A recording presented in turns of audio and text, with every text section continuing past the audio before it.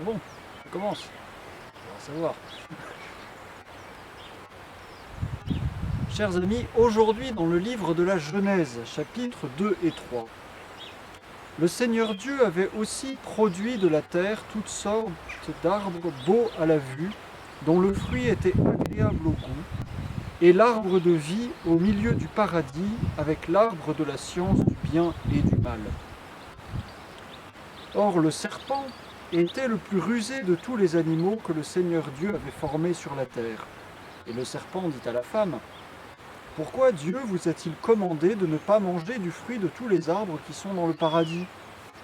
La femme, Ève, répondit: « Nous mangeons du fruit de tous les arbres qui sont dans le paradis, mais pour ce qui est du fruit de l'arbre qui est au milieu du paradis, Dieu nous a commandé de n'en pas manger et de n'y point toucher, de peur que nous ne fussions en danger de mourir. » Le serpent repartit à la femme: « Assurément, vous ne mourrez point, mais c'est que Dieu sait qu'aussitôt que vous aurez mangé de ce fruit, vos yeux seront ouverts, vous serez comme des dieux, connaissant le bien et le mal. » La femme considéra donc que le fruit de cet arbre était bon à manger, qu'il était beau et agréable à la vue.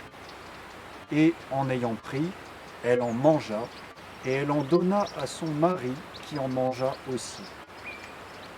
En même temps, leurs yeux furent ouverts à tous deux. Ils reconnurent qu'ils étaient nus, et ils entrelacèrent des feuilles de figuier, ils s'en firent de quoi se couvrir. Et lorsqu'ils eurent entendu la voix du Seigneur Dieu qui se promenait dans le paradis, après-midi, lorsqu'il s'élève un vent doux, ils se retirèrent au milieu des arbres du paradis pour se cacher de devant sa face. Alors, le Seigneur Dieu appela Adam et lui dit: « Où es-tu » ? Chers amis, quel était cet arbre dont la Genèse nous parle ? Adam, Ève, jardin, d'ordinaire nous pensons à un pommier. Et vous le voyez ici en pleine fleur, il nous reste, cela dit, quelques-uns de ces minuscules fruits encore accrochés aux branches.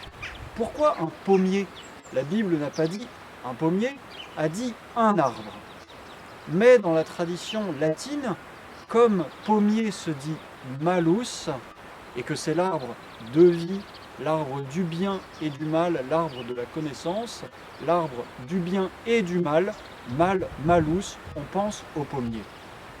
Mais après tout, c'était peut-être un bananier, ou un poirier, ou autre chose, ou un figuier, car ils se font juste après des pagnes en feuilles de figuier.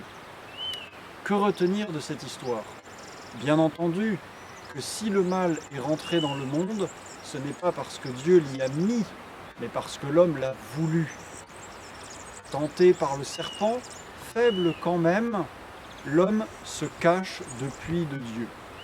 Mais Dieu le cherche et Dieu continue à nous dire à chaque événement de notre vie, à chaque épreuve qui nous arrive: « Où es-tu ? Je te cherche. » Fin du speech.